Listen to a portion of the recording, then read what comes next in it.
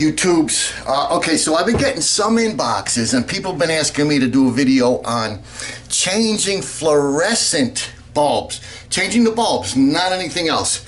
So I figured I'd start, and I'm going to be throwing a lot of information at you because fluorescents are going through a big change in this present day and age. And there's just some stuff happening, and I'll be throwing it at you. And there's also some basic facts about fluorescents that I'll also be throwing at you. So try to pay attention as we put the Sony Handycam on the head mount. Oh, look at that, huh? And all right, so this is up here. This is a U-shaped fluorescent. Now these, okay, so this has this cover on it, and the cover really could be any style, you know, but usually there's a couple of clips. Like this one, there's 2 clips that you have to, all right, so I would reach up here and I would get this clip and this clip. And you'll also find these kind of clips on a lot of the straight fluorescent tubes, like the 4-bulb fixtures and stuff. They'll have little clips on the frame of that big plastic thing. Like I said, I'm going to be throwing a lot at you. Back up to these fluorescents. Now usually down this end there's usually some kind of spring clip. It may or may not look like this, but there'll be some sort of clip down at the end, which you unclip first, and then this end they just pull out. Installation is going to be the reverse of removal. So to install a new bulb, we would slip it in here and line up the prongs with the slots, and you kind of click it up in there, come down to this end and do your clip, which may or may not look like this clip. Now fluorescents, I would always replace both bulbs.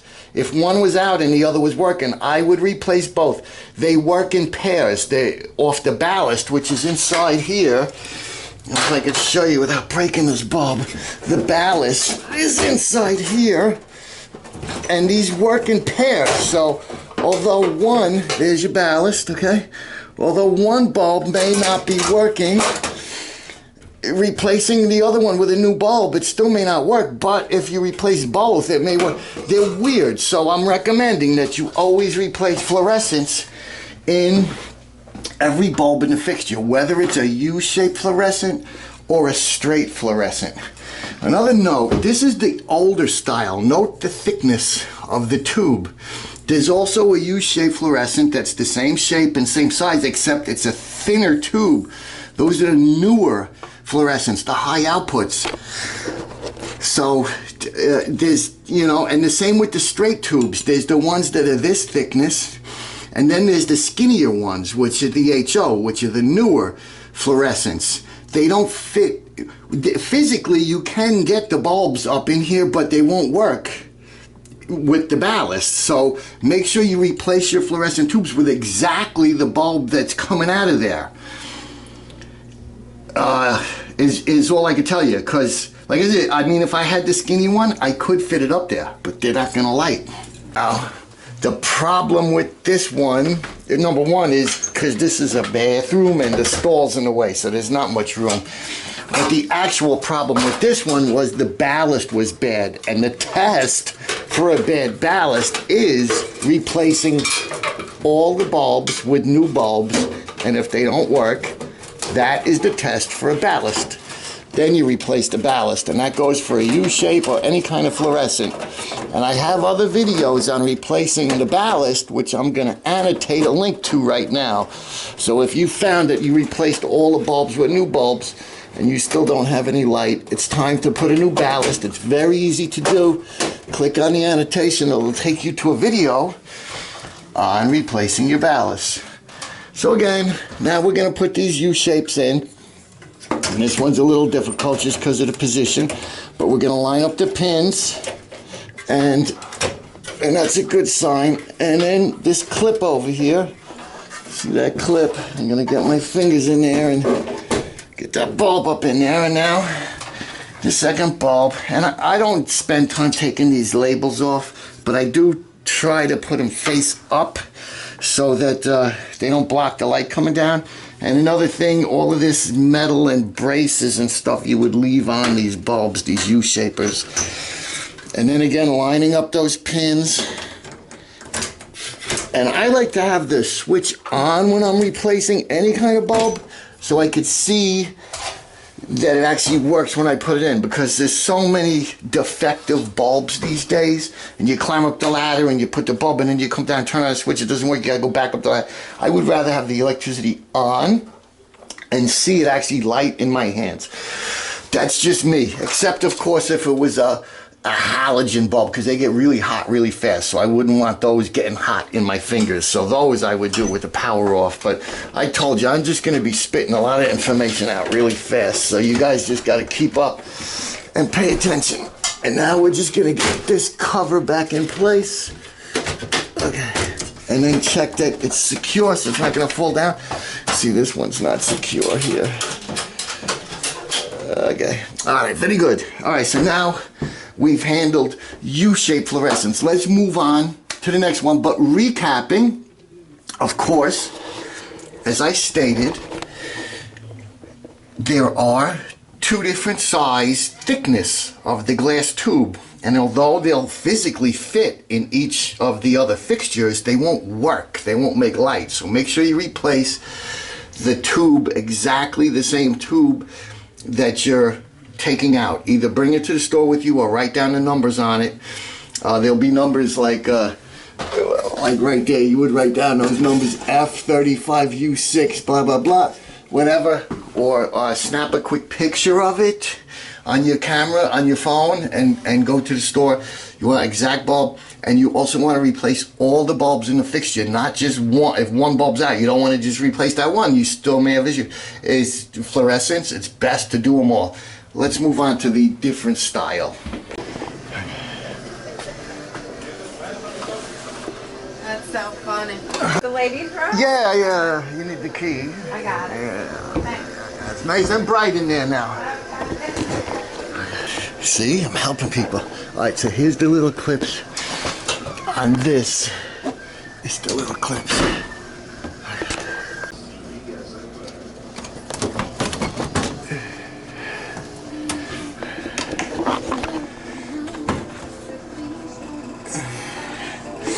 And it's hinged, and it will hang from here, but if it slips out, you can just slip it back in. It's just those stuff there, okay? Okay, so we see 2 ballasts, 4 bulbs. There's 2 bulbs per ballast, so the 2 outside are on one ballast and the 2 inside are on another ballast. Before we do that, let's put new bulbs in this thing, because that is the test for the ballast. So you twist these a quarter turn and pull them down, and then you gotta kind of angle them. Did you see that? And take them out. So you see that you gotta turn that angle to get it out. And of course, installation is the reverse of removal. But when these bulbs turn, you see how they get black at the end? That's a good sign it's a bad bulb, but really the only way to tell is to put new bulbs. So let's go find 4 fluorescent tubes. So I've leaned them carefully against the ladder because we don't want to break these things. And I'm ready to go up a couple of steps, and I'll try to show you guys. And remember, they work in pairs, so they're might not come on right away, even though the ballast is good. So you see how I have this caddy corner up over the edge. Then I'll straighten it out, and then lining up the 2 pins vertically. Although I may have to slip them horizontal to get them here, but then when I get them vertically, I could put them up home, both ends, then turn this a quarter turn, and you'll feel it kind of lock in. And then, and again, it didn't come on, but that's not a big deal, because that one won't come on until I actually put the other side of the pair in. So again, angle. Okay, and then straighten them out, and then vertical the pins.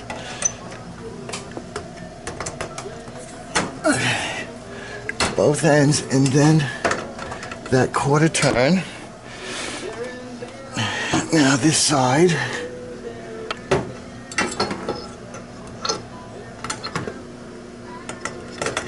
Okay. Okay, see? Now again, angle, and then under, and vertical the pins. And even though that's toasted, I think it's okay. We're gonna find out in a second.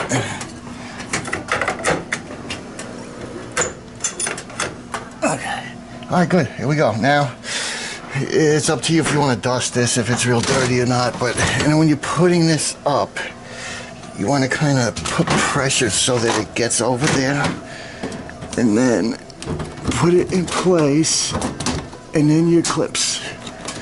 Okay.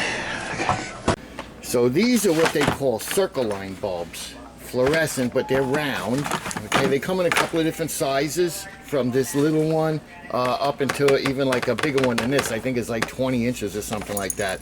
You should copy the numbers down on any of these fluorescents when you go shopping for the replacement, because you want to make sure you have exactly the right one. To change this one, it's usually in with metal clips that hold it up into the bulb, little spring clips, maybe 3 of them, and you just kind of pull a spring clip away as you drop this down, and then there'll be a plug that plugs in here, and it just fits one way because of the groove that this fits in. So if you got it plugged in, you got it plugged in. That's the way it goes. And this, you can actually move this a little bit if you find that the plug is in a different spot, although I would really recommend turning the bulb over if this was oriented the wrong way, because you don't want to pop the wires inside, but you can move this a little bit if you have to. Fluorescents, even blacklight. This is a blacklight fluorescent tube. Here's a couple of U-shaped 40-watt fluorescents. Now this fatter one, this is actually like a regular 40-watt, like a 4-foot fluorescent straight tube that they actually bend to make fit in the fixtures. So this is like a 40-watt, and again, you should copy these numbers down when you're going shopping for the replacement. FB40T12 neutral light. And then that's like the coloring, because they come in like different hues, like warm white, cool white, and whatever. But look at this, I wanted to show you. These are exactly the same size and attachment with the 2 pins, and that you probably could fit either one into the other one's fixture, but you're not going to get light because they're different. So be careful. And I also wanted to show you like these long tube fluorescents, okay? And again, there's 2 different diameters. There's even another one, but it doesn't fit because the pins are different. But these pins are the same, and you can actually get either one of these into the opposing fixture, but they won't work. So make sure that you copy the numbers down off the bulbs when you're going shopping for fluorescent tubes. That way you get the right one. A lot of people get mixed up with these guys, and again, the numbers, copy them down, because they'll just go and, oh, I need 4 fluorescents. These look like it because they have nothing to reference it against. They'll get 4 of these, bring them home, spend a half an hour getting it up into the fixture, and it doesn't light. This is a single pin fluorescent. It happens to be the narrower one, but it also, they come in this size, the 8-footers. It's the single pin, and to change these, you basically push it one direction up in the fixture. It'll have a spring-loaded thing, and you basically like if I could show you, basically push it in and then take the other end down, so it has like a spring-loaded. So that's how you change these pin ones.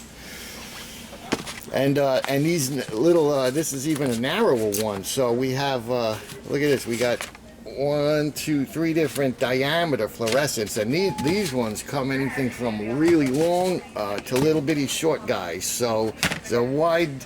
This is actually even a fluorescent too. This is fluorescent, and the way you change these is they snap in and they snap out on that base there. And you'll see these in like outdoor sconces by the front doors and stuff like that, but these are actually fluorescent. This too, these are fluorescent bulbs. These are those CFLs that they've jammed down our throat recently. And I just wanted to, you know, of course they screw in like a regular light bulb. But like this is like a 60 watt and this is a 150 watt. Really, the more turns it makes, like the brighter the bulb is. So this one has like 3 turns and it's 60 watt, and this one has like 5 or 6 turns, it's 150 watts. So the more tubing you get, inches in length curled up, is the brighter the bulb. And this is actually, okay, this is actually one of these curly Qs jammed up inside a regular floodlight fixture. So this is actually a curly Q also. You could almost make it out inside there. I do not like these CFL bulbs at all. I don't think they put out enough light. I don't think they start fast enough. I think they buzz and hum. They don't work with dimmers and timers and all kinds of issues. I do like the new LEDs. I think this is the best thing to happen in lighting, and since Thomas Edison invented the light bulb, is the LED. They do have some limitations. They don't like heat, so they're not really good in an enclosed fixture, but if you follow the instructions as far as how they want you to mount it in what kind of fixture, they do last like 25 years, although they are expensive. This one might be like 15 bucks, where a regular Thomas Edison light bulb would be like $1. But they have a huge energy savings. They use even less energy than these things. They're very energy efficient. They last like 20-25 years, although they are expensive. But as far as I'm concerned, this is the best thing to happen in lighting in a long time. I'm actually going to purchase this today for my YouTube channel for filming. It's a 2-foot LED hanging fixture for like a shop light, and I'm going to use it for my green screen. So yeah, I'm definitely excited about the LEDs. I actually spent over $800 about a year and a half ago relamping my entire house with LED bulbs. So that just goes to show you the investment I made, that I'm excited about the LEDs. But let's go take a look at fluorescent fixtures, as I'll talk you guys through a little bit of changing the bulbs and stuff, so we kind of get an idea. And I just want to show you, this is like the replacement ballast section, and if you watch my videos on replacing a ballast, you'll note that I always say it's very specific. The ballast is very specific for the amount of bulbs in the fixture, and there's always a little diagram on them, and the wattage of the bulb. So either take the old ballast with you. These are the gels for lights like that up there. So this is just a variety and shape of fluorescents. And most of those long ones up there with the pins on them, like I've shown in the video, you turn them a quarter turn and take the bulb out. Those guys, you got to use our circle lines up there, where you got to take the plastic lens off and then unplug that round one I showed you before, slip it out, put the new one in. These are single pin over there. Those are the ones you push one way and then pull it down. It's got a spring-loaded clip at the end. And there is more high-efficiency fluorescents in the back there. There's a great deal of selection that I just wanted to show you guys. Look how bright that one is. And fixtures like these, of course, you have to get the plastic cover off, and then you could change the bulb. And bad bulbs, and the reason we kind of know that, is because they're black at the end, and again, they work in pairs, so there was one bulb missing, and one bulb burnt out, made them all not work.